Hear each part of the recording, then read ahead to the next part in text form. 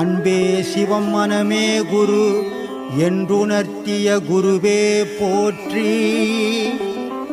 சத்தும் சித்தும் எதுவென்று உணர்த்திய குருவே போற்றி. எனக்குள் இறைவனை உணர வைத்த குருவே போற்றி. நித்திய ஆனந்தமான நித்யானந்த குருவே போற்றி.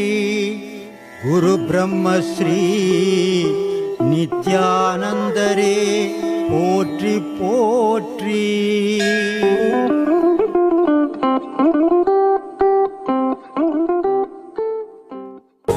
காசுக்காகவோ பணத்துக்காகவோ அவங்களுடைய செயல் இல்லை.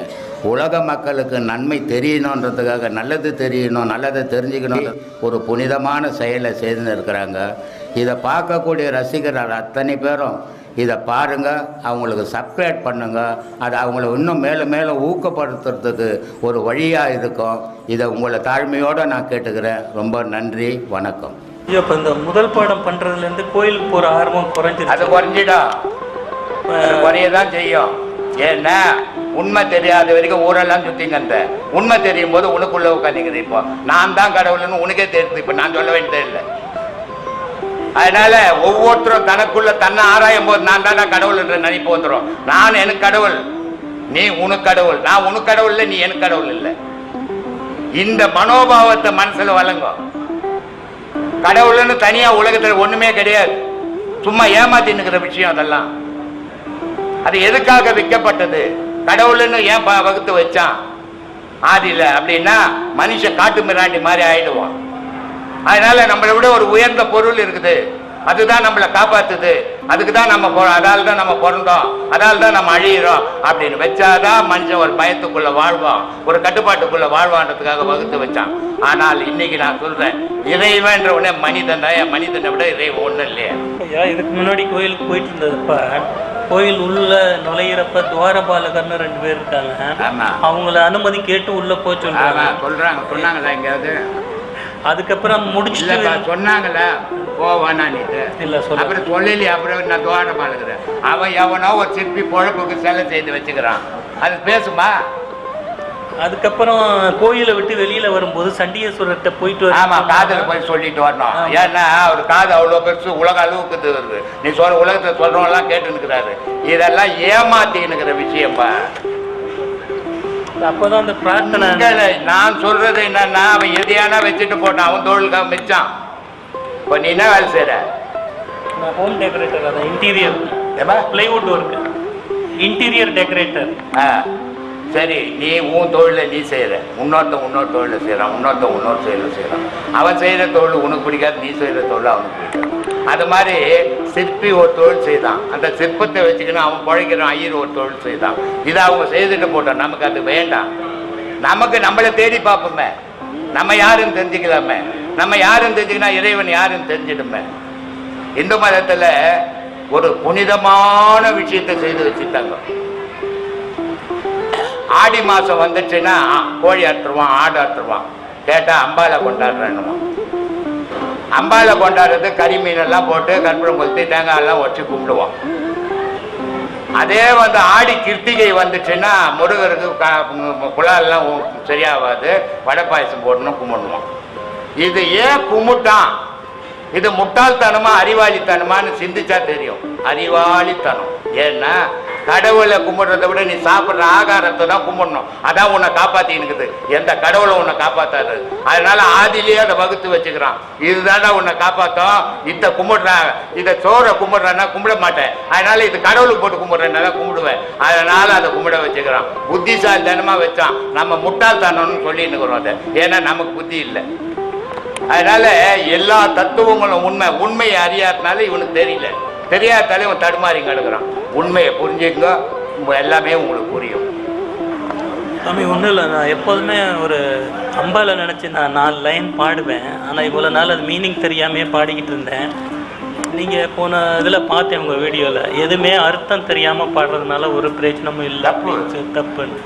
அந்த ஒரு 4 லைன் சொல்லி உங்கள்கிட்ட அர்த்தம் கேட்டுக்கலாம். சில இடத்துல பார்த்தீங்கன்னா பாடல்கள் பாடுவாங்க. அந்த பாடல்கள் பார்த்தா 50 பாட்டு 40 பாட்டு கூட பாடுவாங்க. ஆனால் அந்த பாட்டை எல்லாரும் கேட்பாங்க. இப்போ ரேடியோவில் ஒரு பாட்டு போடுறோம், அதையே எல்லாரும் தான் கேட்குறான். அது மாதிரி பாடி என்ன பிரயோஜனம்? 40 பாட்டு தெரிஞ்சுக்காத, 400 பாட்டு தெரிஞ்சுக்காத, 4 பாட்டு தெரிஞ்சுக்க, 4 பாட்டுக்கு பொருள் தெரிஞ்சுக்கும், அதை 4 பேருக்கு சொல்லு, அதானே பயன் தரும்.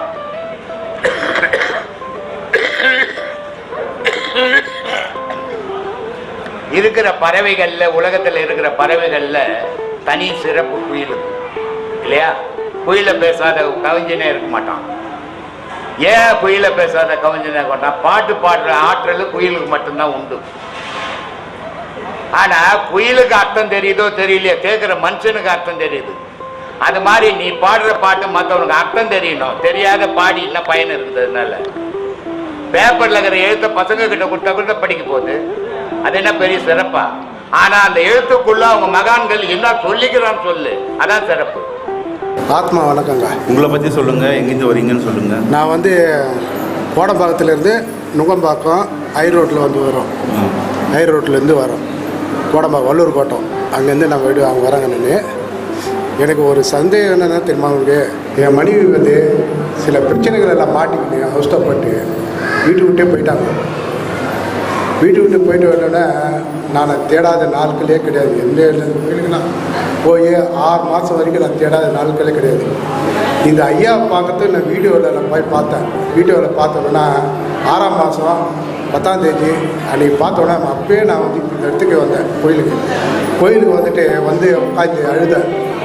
எல்லோரும் சொன்னாங்க, இங்கே வந்து கர்மம் வேணாம், காணாது போச்சுன்னா என்ன பண்ணுறது, கடிச்சா உண்டு, இல்லைன்னா எப்படி பண்ணுறது தெரிலன்னு சொல்லிட்டு ஐயா போட்டாலாம் வாங்கிட்டு போயிட்டு தினமும் தியானத்தில் உட்காந்து கிடப்பேன். காலையில் தூங்கி ஏற்றோன்னா தியானத்தில் உட்காருவேன். உட்காந்துன்னு சொல்ல அவங்க வந்து 8 மாதம் பொறுத்து அவங்களே தானாக வந்தாங்க. இது எப்படி எனக்கு சக்தி வந்தது, இது எப்படி சொல்ல, இது எல்லாருக்குமே தெரிஞ்சிருக்கும். ஐயா வந்துட்டு ஒரு வாட்டி இங்கே வந்து உபதேசம் வாங்கிட்டோம்னா அவருடைய பார்வையில் நம்ம போயிடுவோம். ஐயா பார்க்காத மாதிரி இருக்கும், ஆனால் பேசாத மாதிரி இருக்கும் நம்ம கிட்ட. ஐயா இருக்கும்போதும் சரி, இப்போயும் சரி, ஐயா பார்வையிலேயே தான் நம்ம இருப்போம், அவருடைய கண்ணோட்டத்திலேயே தான் நம்ம இருப்போம்.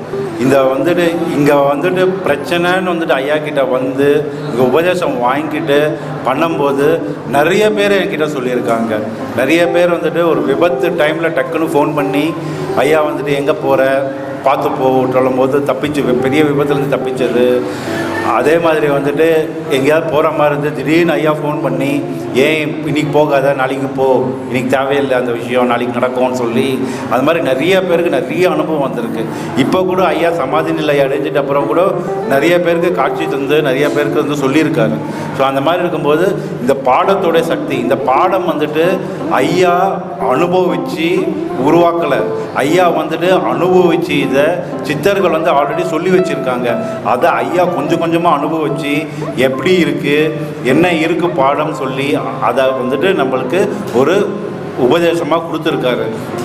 அதனால் இந்த பாடத்துக்குள்ளே வரும்பொழுதே நம்ம வந்து ஐயா அருளை பெற ஆரம்பிச்சிடுவோம், ஐயா கண் பார்வையில் வர ஆரம்பிச்சிடுவோம். நம்ம அதாங்க ஐயா, நான் வந்து அந்த மாதிரி என்னன்னு கேட்டேன், என் மனைவிட்டு கேட்டேன், என்ன பிரச்சனை, ஏன் விட்டுட்டு போனேன் 8 மாதம் பொறுத்து வரீங்க, எதுனால இந்த காரணம், நான் வந்து கடன் வாங்கிட்டேன். கடன் வந்து என்னால் திரும்பி கொடுக்க முடியல. இருக்கிற சொத்தெல்லாம் விற்று குத்தாச்சு. குத்துட்டு தான் நான் இது மாதிரி விட்டுட்டு தான் நான் போனேன், தவிர எந்த ஒரு பொருளும் என்கிட்ட கிடையாது. இனிமேட்லேருந்து இருக்கிற தாலி வச்சு கூட எல்லாத்தையும் குத்தாச்சு. கடன் கொடுத்துட்ட பிறகு திருப்பி என்னை தொந்தரவு பண்ணாங்க. அப்படிதனால தான் நான் வீட்டு விட்டே போனதுன்னு சொன்னாங்க. அவ்வளோதான் அந்த ஐயா. இப்போ ஒன்றும் இல்லாமல் நாங்கள் இருக்கிறோம், அவ்வளோதான் நாங்கள் இருந்தது. ஆனால் எனக்கு என்ன ஒன்று தெரியுமா, ஐயா தினமும் காலையில் குடிச்சிட்டு வந்து போட்டான்னு தான் நிற்பேன். தினமும் போட்டாவில் போய்ட்டு அப்படியே ஒரு 1/2 மணி நேரம் தியானத்தில் உக்காந்துட்டே இருப்பேன். எதுவுமே பேச மாட்டேன் அவர்கிட்ட, எல்லாமே அமைதி தான் எனக்கு. அதாவது ஐயாவை பொறுத்த வரைக்கும் எப்படின்னா சாமி, நீங்கள் எதுவுமே கேட்க தேவையில்லை.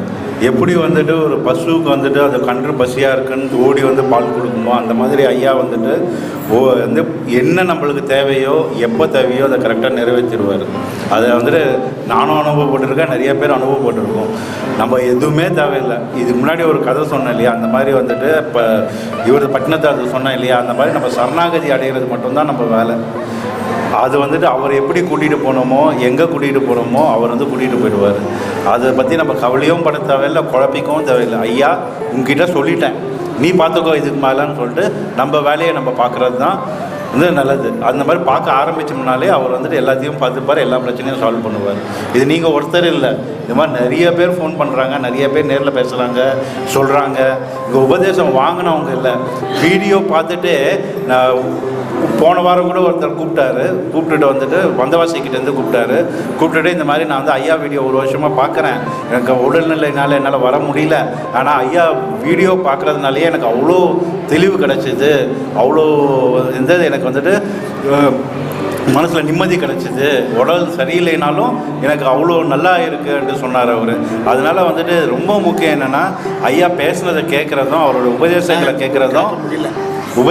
கேட்குறதும் ஐயாவை வந்துட்டு கொடுத்த இந்த பாடம் வந்துட்டு பண்ணுறதும் ரொம்ப ரொம்ப முக்கியமான விஷயம். இதை நம்ம பண்ணாலே நம்மளுக்கு வந்து நிறைய தெளிவு கிடைக்க ஆரம்பிச்சிடும். இது வந்து ஐயா நான் அடுத்த மாதம் உபதேசம் வாங்க போகிறேன். ஃபஸ்ட்டு எனக்கு வந்து ஞாபக சக்தி இருக்க மாட்டேங்குது. என்ன நீங்கள் வந்து உபதேசம் வாங்குங்க, அதை பயிற்சி பண்ணுங்க, அதுக்கப்புறம் வந்து சொல்லுங்கள் எப்படி இருக்குது. சரி ஐயா. ஏன்னா இந்த உபதேசம் தான் பண்ணணும், பண்ணிங்கன்னா உங்களுக்கே நிறைய மாற்றம் தெரிய ஆரம்பிக்கும். சரி, ஆத்மா ஆத்மா ஆத்மா.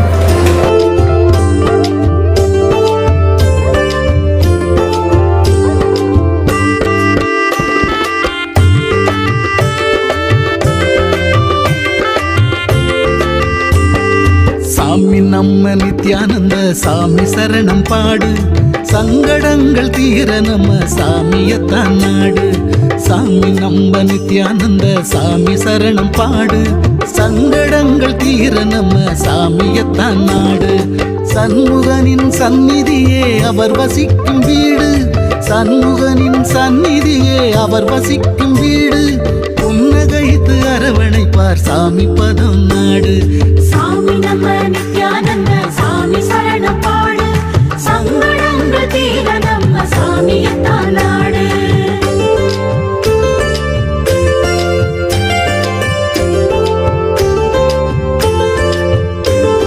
புனித ஸ்தலம் 1000 பூமியிலே உண்டு, போலி வாக்க வந்து விட்டா எல்லா பலனும் உண்டு. புனித ஸ்தலம் 1000 பூமியிலே உண்டு, போலி வாக்க வந்து விட்டா எல்லா பலனும் உண்டு.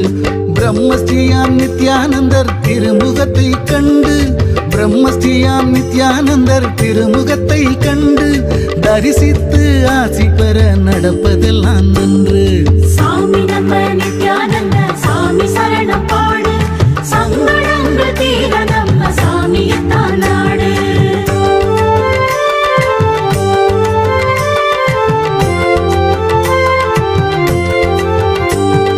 போலி வாக்கம் சித்தரையே போற்றி பாடு நீயும், பொல்லாத எண்ணம்